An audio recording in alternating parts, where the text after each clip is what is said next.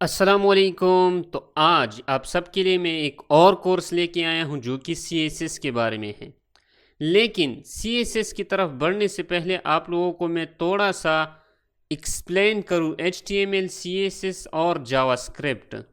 HTML में already discuss कर चुका हूं, इसका जो पूरा कोर्स है वो अपलोड कर चुका हूं मैं यूट्यूब चैनल पर, तो वो आप लोग देख सकते हो। लेकिन यहाँ पर आप लोगों को मैं थोड़ा सा एक्सप्लेन कर दे देता हूँ HTML, CSS एंड जावास्क्रिप्ट। तो सबसे पहले तो हम HTML के बारे में बात करते हैं। HTML जो है हमारे पास एक स्ट्रक्चर को डिज़ाइन करता है, एक वेब पेज का जो स्ट्रक्चर है उसको डिज़ाइन कर दे देता है। उसके बाद हमारे पास आ जाता है CSS जो है ना, CSS हमारे पास जो स्ट्रक्चर हमने HTML में बनाया है उस स्ट्रक्चर को जो है स्टाइलिंग प्रोवाइड करता है, जैसे कलर्स हो गए, इसी तरह नेव बार की जो बॉक्सेस होते हैं वो हो गए। तो स्टाइलिंग को जो है ऐड करता है, HTML की जो स्ट्रक्चर है जो HTML में हमने बनाया होगा उसको अप्लाई करता है। उसके बाद हमारे पास आता है JS यानी जावास्क्रिप्ट। जावास्क्रिप्ट क्या करता है? जावास्क्रिप्ट जो है लॉजिक को क्रिएट करता है। फॉर एग्जांपल हमारे पास एक फ़ैन है और उसको हम ऑन ऑफ करना चाहते हैं। तो जब हम बटन को दबा देते हैं तो जो फ़ैन है वो ऑन हो जाता है, और जब हम दोबारा बटन को दबा देते हैं तो जो फ़ैन है वो ऑफ हो जाता है। तो ये काम किसका है? ये काम जो है JS का है वेब पेज में। तो फॉर एग्जांपल अगर हम चाहते हैं कि एक वेब पेज है उस पर जो है एक बटन शो हो, और उस बटन को जब भी हम दबाएं तो उस दबाने के बाद हमें जो है एक फॉर्म हो जाए, और जब दोबारा हम दबाएं तो वो फॉर्म जो है गायब हो जाए। तो उसके लिए हम जो है जावास्क्रिप्ट की इवेंट्स को इस्तेमाल करेंगे ताकि जो फॉर्म है वो पॉप अप हो जाए और जो है दोबारा वो फॉर्म जो है वो क्लोज हो जाए। तो उसके लिए हम जो है जावास्क्रिप्ट का इस्तेमाल करते हैं वेब पेज पर। तो जब ऑन ऑफ इवेंट्स की बात आ जाए तो तब हम जावास्क्रिप्ट का इस्तेमाल करते हैं। लेकिन जावास्क्रिप्ट जो है हम CSS के बाद पढ़ेंगे, इसका जो लेक्चर्स है, इसका जो कोर्स है वो CSS के बाद आएगा। तो आज जो है हम CSS के बारे में पढ़ेंगे, CSS के रिलेटेड सब पढ़ेंगे। और CSS का जो हमारा कोर्स है वो मैंने पार्ट्स में डिवाइड किया है, और आज का जो हमारा पार्ट है वो पार्ट नंबर 1 है। और ये वीडियो थोड़ी सी शॉर्ट होगी क्योंकि इस वीडियो में मैं CSS के बारे में थोड़ा सा आपको समझाऊंगा। इंट्रोडक्शन की वीडियो है, तो उम्मीद करता हूँ कि इस वीडियो से आप कुछ ना कुछ हासिल करोगे। तो HTML के बारे में तो हमने पढ़ा है, तो आज हम पढ़ेंगे CSS के बारे में। लेकिन यहाँ पर मैंने जो है इसकी HTML जो है हमारे पास स्ट्रक्चर को डिज़ाइन करता है, उसके बाद CSS आ गया। CSS जो है हमारे पास स्टाइलिंग करता है, यानी फॉर एग्जांपल जो स्ट्रक्चर हमने बनाई है HTML में उसको जो है स्टाइलिंग प्रोवाइड करता है, ऐड करता है, यानी फॉर एग्जांपल कलर्स हो गए, इसी तरह जो बॉक्सेस होते हैं नेव बार के लिए, इसी तरह बहुत सारी चीज़ें हैं, पिक्चर्स हो गए, उसको जो है स्टाइलिंग प्रोवाइड करता है। उसके बाद लॉजिक आ गया, यानी JS में जो है हम लॉजिक को क्रिएट करते हैं। फॉर एग्जांपल हम कह सकते हैं कि जो है एनिमेशन को ऐड करता है HTML और CSS की जो स्ट्रक्चर होता है, स्टाइलिंग होती है, जो कंटेंट्स होते हैं जो हमने वेब पेज पर ऐड किए होंगे उसको जो है फॉर एग्जांपल ट्रांजिशन ऐड करते हैं। तो वो काम जो है जावास्क्रिप्ट का होता है। तो उम्मीद करता हूं कि जावास्क्रिप्ट CSS को आप लोगों ने थोड़ा सा गेट किया होगा। तो अब हम बढ़ते हैं जो हमारा CSS का कोर्स है उसकी तरफ। लेकिन CSS की इंट्रोडक्शन की तरफ बढ़ने से पहले आप लोगों को मैं एक वेबसाइट का एग्जाम्पल दे देता हूं। यहाँ पर एक वेबसाइट मैंने बनाया है, तो आप लोगों के लिए मैं यहाँ पर शो करूँगा कि CSS का HTML के साथ क्या रोल है, यानी अगर CSS ना हो तो हमें क्या कमी नज़र आएगी एक वेब पेज में। तो फॉर एग्ज़ाम्पल यहाँ पर जो है मैंने एक वेबसाइट बनाया है, तो इस वेबसाइट को मैं रन कर दे देता हूँ। यहाँ पर मैंने जो है CSS को जो है इसके साथ कनेक्ट कर लिया है। तो यहाँ पर मैं इसको जो है रन कर दे देता हूँ और यहाँ पर आप लोग जो है देख सकते हो कि हमारे पास जो वेबसाइट है वो हमारे पास आ चुका है। यहाँ पर जो है हमने CSS को यूज़ कर लिया है। तो यहाँ पर आप लोग देख सकते हो कि जो कलरिंग है, जो हमारे पास टेक्स्ट की अलाइनमेंट है, इसी तरह नेओ बार हो गया, इसी तरह जो ये अलाइनमेंट है टेक्स्ट की, ये अलाइनमेंट हो गई, इसी तरह ये पिक्चर्स की अलाइनमेंट हो गई, इसी तरह जो यहाँ पर जो बॉक्सेस होते हैं पिक्चर्स की, ये अलाइनमेंट हो गई, इसी तरह जो फॉर्म है ये अलाइनमेंट हो गई। ये सब जो है CSS की वजह से होती है। यहाँ पर आप लोग ये बटन को देख सकते हो जो कि पर्पल कलर में है, ये जो है ये भी CSS की वजह से है। इसी तरह ये जो है नीचे जो आप लोगों को दिख रहा होगा ये भी CSS की वजह से है। तो ये सब तो CSS की वजह से है। लेकिन फॉर एग्जांपल यहाँ से अगर मैं CSS को रिमूव कर दूँ, फॉर एग्जांपल मैं जस्ट जो है HTML को यहाँ पर रहने देता हूँ, HTML के स्ट्रक्चर को रहने देता हूँ, तो यहाँ पर मैं CSS को यहाँ से रिमूव कर दे देता हूँ फॉर एग्जांपल। तो यहाँ से मैंने CSS को रिमूव कर दिया, इसको मैं सेव कर दिया और यहाँ पर आप लोग देख सकते हो कि CSS के बगैर जो वेब पेज है वो किस तरह नज़र आ रहा है। यहाँ पर आप लोग देख सकते हो कि जो अरेंजमेंट है, जो मेंटेनेंस है, वो सारा का सारा जो है ख़राब हो चुका है वेब पेज का। यहाँ पर ट्रेंडी शॉप भी जो है कुछ इस तरह शो हो रहा है। पहले जो था CSS की वजह से दरमियान में शो हो रहा था, यानी मिडल में शो हो रहा था। इसी तरह नेओ बार जो है ये भी जो है अलाइनमेंट इसकी बिगड़ चुकी है। इसी तरह ये पिक्चर की अलाइनमेंट भी जो है बिगड़ चुकी है। इसी तरह ये जो है दूसरा पिक्चर भी आप लोग देख सकते हो कि इसकी जो हाइट और वेट है वो बहुत ही ज़्यादा है, जो कि स्क्रीन पर नज़र भी नहीं आ रहा है। यहाँ पर आप लोग देख सकते हो। इसी तरह यहाँ पर जो है ऐड टू कार्ट, ये जो बटन है ये इसके साथ अटैच हो चुका है, जो कि हमें सही तरह से नज़र नहीं आ रहा है। इसी तरह जो है हमारे पास ये फॉर्म जो है, ये फॉर्म भी आप लोग देख सकते हो कि पहले कितना मेंटेन हुआ रखा था जब CSS इसके साथ अटैच था, लेकिन CSS को हमने रिमूव कर दिया, इससे डिस्कनेक्ट कर दिया। तो यहाँ पर आप लोग फॉर्म को देख सकते हो कि कितना जो है बिगड़ चुका है CSS के बगैर। तो यहाँ पर जो टेक्स्ट एरिया है ये भी कुछ इस तरह से इंक्रीज हो रही है, जो कि सब के सब जो फॉर्म है उसको ख़राब कर दे देता है। और यहाँ पर जो है BR का टैग जो लाइन ब्रेक है उसका इस्तेमाल भी नहीं किया है, क्योंकि CSS हमने डिस्कनेक्ट कर लिया है। तो आपको अब समझ आया होगा कि CSS का HTML के साथ कैसे रोल है। तो यहाँ पर मैं दोबारा CSS को ऐड कर दे देता हूँ और इसे सेव कर दे देता हूँ, और ये जो है दोबारा जो है अपनी हालत में आ चुका है। तो इसी तरह यहाँ पर आप लोग देख सकते हो कि कितना मेंटेन है और कितना जो है फ्रेंडली है ये वेबसाइट। तो उम्मीद करता हूँ कि CSS को आप लोगों ने जो है गेट किया होगा कि CSS का जो HTML के साथ रिलेशन है वो किस तरह है और ये क्यों ज़रूरी है। तो उम्मीद करता हूँ कि CSS को आप लोगों ने गेट किया होगा। तो अब आगे बढ़ते हैं जो हमारे पास CSS का इंट्रोडक्शन है उसकी तरफ।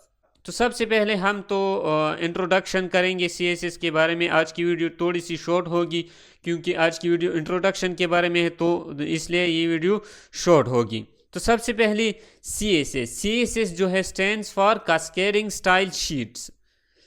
CSS जो है हमारे पास एक लैंग्वेज है use to describe style and appearance, यानी डिस्क्राइब करता है स्टाइल को।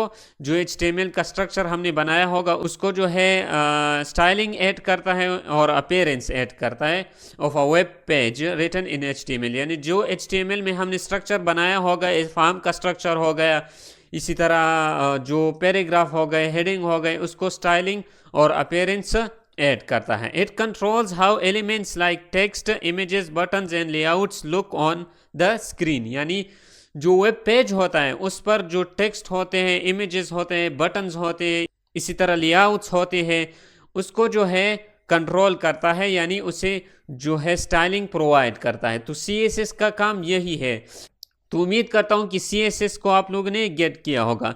इसमें कोई भी रॉकेट साइंस नहीं है CSS में। CSS जस्ट जो है स्टाइलिंग को अप्लाई करता है, जो कि हम स्ट्रक्चर को क्रिएट कर चुके हैं HTML में, तो उसको जो है स्टाइलिंग एंड अपीयरेंस ऐड करता है। तो इस CSS में कोई भी रॉकेट साइंस नहीं है।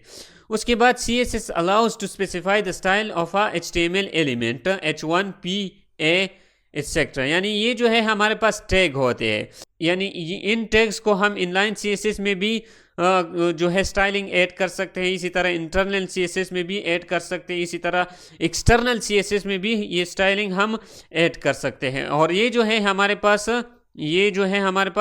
टैग्स है, यानी ये जो है हमारे पास सेलेक्टर्स में भी आते हैं जब हम external and internal CSS use करेंगे एक वेब पेज में, तो तब हम सेलेक्टर को जो है इस्तेमाल करेंगे। सेलेक्टर के बारे में हम आगे पढ़ेंगे, तो आपको कंफ्यूज होने की ज़रूरत नहीं है, इसको हम आगे पढ़ेंगे। Separate from the structure of your document section header body text links. CSS defines how elements HTML elements are to be displayed। यानी CSS ये डिफाइन करता है कि जो आपके HTML में एलिमेंट्स होते हैं जो आपने लिखे होगी वो कैसे डिस्प्ले होंगी एक वेब पेज पर। तो उम्मीद करता हूं कि CSS को आप लोगों ने गेट किया होगा, बहुत ही इजी है, इसमें कोई भी मुश्किल नहीं है। CSS जस्ट स्टाइलिंग को ऐड करता है जो स्ट्रक्चर हमने HTML में बनाया होगा। तो सिंपल सी बात है, इसमें कोई भी रॉकेट साइंस नहीं है। तो अब हम बढ़ते हैं जो हमारे पास की पॉइंट्स है CSS के उसकी तरफ। CSS डिफाइंस द कलर्स, यानी कलर्स को डिफाइन करता है, ऐड करता है कलर्स को।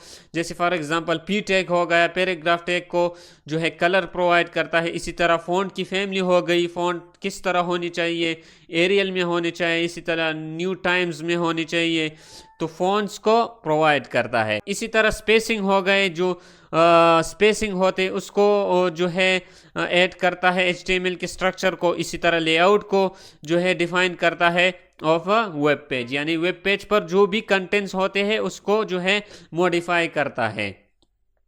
CSS makes websites more attractive, consistent and easier to maintain। यानी CSS जो है हमारे पास एक वेबसाइट को मोर अट्रैक्टिव बनाता है, आई कैची बनाता है, क्योंकि CSS जो है हमारे पास एक मॉडिफिकेशन के लिए यूज़ होती है। और जब हम एक चीज़ को मॉडिफाई कर देते हैं तो वो जो है अट्रैक्टिव नज़र आएगा। फॉर एग्जांपल एक कार है, उसको जब हम मॉडिफाई करें, सिंपल लुक है, कंपनी की तरफ से आया होता है, लेकिन जब हम इसको मॉडिफाई कर देते हैं तो वो अट्रैक्टिव बन जाता है। तो इसी तरह ये वेबसाइट भी एक कार की तरह ही है। जैसे फॉर एग्जांपल HTML जो है एक कंपनी हो गई, उसने जो है एक वेबसाइट को बनाया है, सिंपली बनाया है। इसी तरह जब हम CSS अप्लाई कर देते हैं, मॉडिफाई कर देते हैं उस HTML के स्ट्रक्चर को, तो वो मॉडिफाई हो जाता है और मॉडिफाई होने के बाद वो जो है अट्रैक्टिव नज़र आने लगता है। तो इसी तरह कंसिस्टेंट होता है एंड ईजियर टू मेंटेन, यानी मेंटेन जो है उसकी मेंटेनेंस जो है वो इजी हो जाती है, यानी सब कुछ जो है मेंटेन हो जाता है, सब एलिमेंट्स जो है मेंटेन हो जाता है। इसी तरह पिक्चर्स हो गए, टेक्स्ट हो गए और पैराग्राफ्स हो गए, वो सब के सब CSS की वजह से मेंटेन हो जाता है। तो उम्मीद करता हूँ कि CSS की जो दूसरा पॉइंट है उसको आप लोगों ने गेट किया होगा। उसके बाद आता है तीसरा point, CSS styles can be applied to one page or shared across multiple pages। यानी CSS जो फाइल होता है, फॉर एग्जांपल एक फाइल हमने क्रिएट कर लिया, एक्सटर्नल फाइल, और उसमें हम जो है डिफरेंट एलिमेंट्स जो सेलेक्टर होते हैं टैग्स की, वो हमने ऐड किए और उसको मॉडिफाई कर दिया, उस टैग्स को हमने मॉडिफाई कर लिया एक्सटर्नल CSS में। तो हम तब वो जो फाइल हमने क्रिएट किया होगा CSS का, वो जो है हम एक वेब पेज के साथ भी अटैच कर सकते हैं और जो है मल्टीपल जो पेजेस होते हैं उसके साथ भी वो एक ही फाइल CSS का हम अटैच कर सकते हैं। तो उम्मीद करता हूं कि जो CSS का इंट्रोडक्शन था वो आप लोगों ने गेट किया होगा। इसमें कोई भी मुश्किल नहीं है, कोई भी रॉकेट साइंस नहीं है CSS में। तो उम्मीद करता हूं कि इसको आप लोगों ने गेट किया होगा। तो अब आगे बढ़ते हैं, जो हमारा CSS का स्ट्रक्चर होता है वो किस तरह होगा। तो हमारे पास CSS का स्ट्रक्चर कुछ इस तरह होगा। ये यहाँ पर जो है H1 जो है ये हमारे पास सेलेक्टर होता है। सेलेक्टर के बारे में हम आगे पढ़ेंगे, तो कंफ्यूज होने की ज़रूरत नहीं है, हम इसको आगे पढ़ेंगे, एक्सप्लेन करेंगे डिटेल के साथ, तो तब आप लोगों के लिए समझ आ जाएगा। इसके बाद आता है हमारे पास डिक्लेरेशन आती है, ये दोनों जो है हमारे पास डिक्लेरेशन में आता है। इसी तरह जो हमारे पास कलर होता है ये प्रॉपर्टी होती है, प्रॉपर्टी ये हमारे पास होती है। उसके बाद हमारे पास प्रॉपर्टी की वैल्यू होती है। जैसे कलर हमारे पास प्रॉपर्टी है और प्रॉपर्टी की कलर की जो हमारे पास वैल्यू है वो ब्लू हो गई।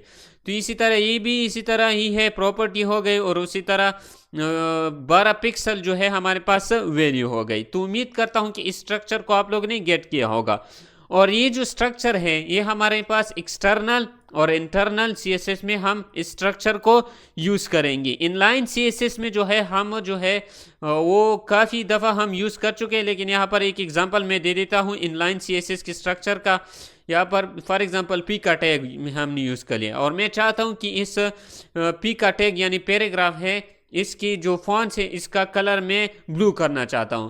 तो यहाँ पर आप लोगों ने जस्ट सिंपली करना क्या होगा कि यहाँ पर आप लोगों ने जो है प्रॉपर्टी लिखनी होगी, जैसे कलर, और इस कलर के बाद यहाँ पर आप लोगों ने लिखना है फॉर एग्जांपल रेड। तो यहाँ पर आप लोगों ने रेड लिख लिया और इसको क्लोज कर दिया, और उसके दरमियान आप लोगों ने जो कुछ भी लिखा होगा उसका जो कलर है वो जो है रेड हो जाएगा। तो ये जो है इनलाइन सीएसएस में आता है। और ये जो मैंने यहाँ पर लिखा है ये जो है हमारे पास इंटरनल और एक्सटर्नल सीएसएस में ये स्ट्रक्चर हम यूज़ करेंगे। तो इनलाइन के लिए ये हो गया, ये हम काफ़ी दफ़ा इस्तेमाल कर चुके हैं HTML के कोर्स में, तो इसमें कोई भी जो है मुश्किल बात नहीं है इनलाइन सीएसएस में। तो ये हम जो है एक्सटर्नल और इंटरनल सीएसएस में ये स्ट्रक्चर जो है इस्तेमाल करेंगे। इसी तरह यहाँ पर जो है the selector points to the HTML element you want to style, यानी जो सेलेक्टर होता है हमारे पास ये जो है पॉइंट आउट करता है जो HTML के एलिमेंट्स होते हैं। यानी HTML में हमने एक टैग बनाया है H1 के नाम से, जो हेडिंग है उसको पॉइंट आउट करता है ताकि उसे जो है स्टाइल कर सके। तो सेलेक्टर इसके लिए यूज करते हैं। उसके बाद the declaration block contains one और मोर डिक्लेरेशन सेपरेटेड बाय सेमीकोलन्स, यानी जो है डिक्लेरेशन जो है हमारे पास एक भी हो सकता है और एक से ज़्यादा भी हो सकता है, जो कि हम सेपरेट कर सकते हैं, यानी एक दूसरे से अलग कर सकते हैं सेमीकोलन की मदद से। उसके बाद हमारे पास आता है each declaration includes a CSS property name and a value separated by a colon, यानी हमारे पास जो है डिक्लेरेशन में एक कलर होता है यानी प्रॉपर्टी होती है, उसके बाद उस प्रॉपर्टी की वैल्यू होती है, और प्रॉपर्टी और वैल्यू के दरमियान हमने जो है कॉलन को लाजमी न लगाना है, ये कंपलसरी है। तो उम्मीद करता हूं कि CSS की सिंटैक्स को आप लोगों ने गेट किया होगा। तो मज़ीद इसको हम आगे पढ़ेंगे, लेकिन आज की वीडियो जो है हमारे पास इंट्रोडक्शन की वीडियो है, तो इसलिए ये वीडियो थोड़ी सी शॉर्ट होगी। तो अब आगे बढ़ते हैं। हमारे पास जो CSS के टाइप्स होते हैं वो 3 किस्म के होते हैं। एक जो है हमारे पास इनलाइन CSS होता है, उसके बाद हमारे पास जो है इंटरनल CSS होता है, उसके बाद हमारे पास होता है एक्सटर्नल CSS। ये 3 किस्म के टाइप्स है CSS के, इसको हम जो है स्टेप बाय स्टेप पढ़ेंगे आगे पार्ट्स में, तो तब आप लोगों के लिए समझ आ जाएगा। तो उम्मीद करता हूं कि आज का जो हमारा इंट्रोडक्शन का लेक्चर है उसको आप लोगों ने गेट किया होगा, क्योंकि बहुत ही इजी लेक्चर था, क्योंकि इंट्रोडक्शन का लेक्चर था। तो आज के लिए बस इतना ही। और CSS का जो कोर्स है वो मैंने जो है पार्ट्स में डिवाइड किया है, तो ये पार्ट 1 है, इसके बाद पार्ट 2 होगा, इसी तरह और पार्ट्स भी आएंगे। तो उम्मीद करता हूं कि CSS के लेक्चर को आप लोगों ने गेट किया होगा। और जो HTML का कोर्स है उसका लिंक मैं डिस्क्रिप्शन में दे दूंगा, वहां से आप लोग वो कोर्स देख सकते हो। तो आज के लिए बस इतना ही। और आखिर में आप सबसे यही एक दरख्वास्त है, हमेशा की तरह कि हमारे चैनल को सब्सक्राइब करें और साथ में दिए गए बेल आइकन पर क्लिक करें ताकि हमारी हर वीडियो से आप बाखबर रह सकें। और हमारी वीडियो को लाइक करें, शेयर करें फ्रेंड और फैमिली मेंबर्स के साथ। और आपको अगर कोई भी मसला हो HTML के कोर्स में और CSS के कोर्स में, तो आप मुझे कमेंट कर सकते हो नीचे। तो आज के लिए बस इतना ही, मिलते हैं दूसरे पार्ट के साथ, तब तक के लिए मुझे दीजिए इजाज़त। अल्लाह हाफिज़।